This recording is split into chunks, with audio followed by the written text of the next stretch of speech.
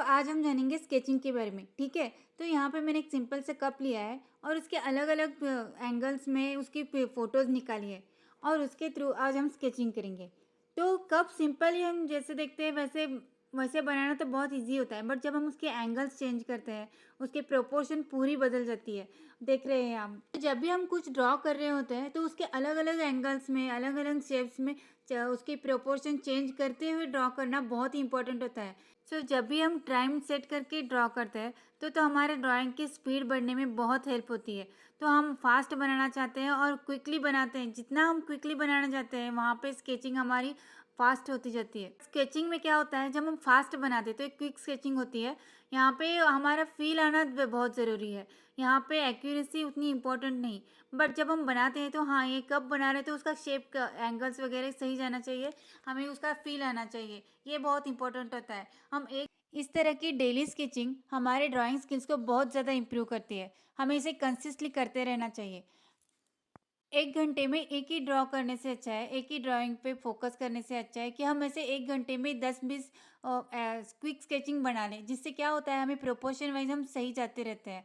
अगर कोई मिस्टेक्स होती है तो हम अगले स्केच में सुधार सकते हैं। और हर एक स्केच में हमें अपनी मिस्टेक्स को खोजते जाना चाहिए, हमें उसे ढूँढते हुए हम अगली स्केच में इम्प्रूव करते जाते हैं, तो यहाँ पे ही हमारी असली ड्राइंग स्किल्स इम्प्रूव होती जाती है। हम अपनी मिस्टेक्स को ढूँढना सीख जाते हैं और इसे ही हम स्टार्ट और फिनिश, ये एक बहुत इंपॉर्टेंट रूल है, इसे हम फॉलो करते जाते हैं।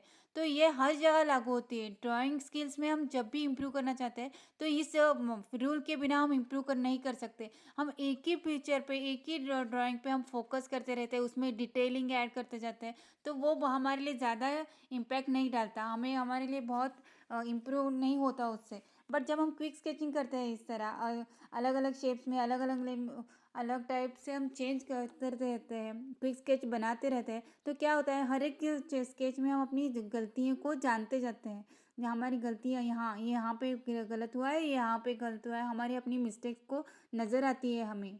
तो हाँ, ऐसे ड्राइंग करते रहने चाहिए और ऐसे कंसिस्टेंटली हम करते रहते हैं तो आप खुद देखेंगे कि कितना इम्प्रूव होता है। अब इसमें टाइम सेट करने का मतलब है कि हम कुछ 2 minute sketching, 5 minute sketching, 10 minute sketching, 15 minutes, 20 minutes, ऐसे हम अलग-अलग टाइम सेट करके यहाँ पे बना सकते हैं। और बनाते वक़्त हमें एक टाइम सेट होता है, तो हमारा एक मिशन होता है कि हाँ, इस वक़्त में हमें पूरा करना है। तो हमारे पे एक ज़िम्मेदारी बनती है कि हाँ, हमें इसे बनाना ही है। नहीं तो क्या होता है, बहुत लूज़नेस होता है कि हाँ, कभी भी बनाया, कैसे भी बनाया चलेगा। तो बट अब इतने टाइम में इतना ही करना है तो इतना ही करना है। तो जब हम इसका रिज़ल्ट पाते हैं तो हमें बहुत अच्छा फ़ील होता है, बहुत सैटिस्फाइड फ़ील होता है। तो इस तरह की स्केचिंग हमें करते ही रहना चाहिए, तब जाके हमारी ड्राइंग स्किल्स इम्प्रूव होगी।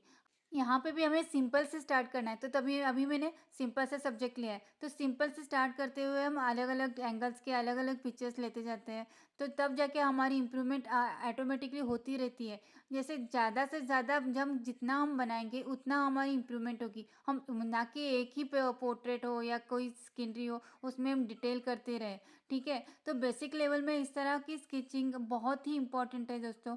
तो इसे मत गवाओ, आप इसे इसी तरह प्रैक्टिस करते रहोगे तो आप देखना खुद कहोगे कि इतनी ज़्यादा इम्प्रूवमेंट हुई, आप खुद देखोगे, ठीक है? तो meet you again in next video, bye guys.